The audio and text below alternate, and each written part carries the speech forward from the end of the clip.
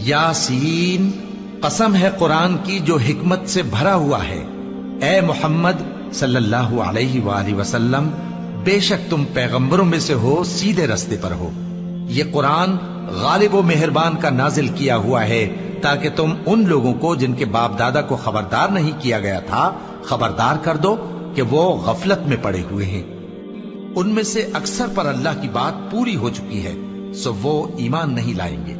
हमने उनकी गर्दनों में तौक डाल रखे हैं और वो ठोड़ियों तक फंसे हुए हैं, तो उनकी गर्दनें अकड़ी हुई हैं, और हमने उनके आगे भी दीवार बना दी और उनके पीछे भी, फिर उन पर पर्दा डाल दिया तो ये देख नहीं सकते।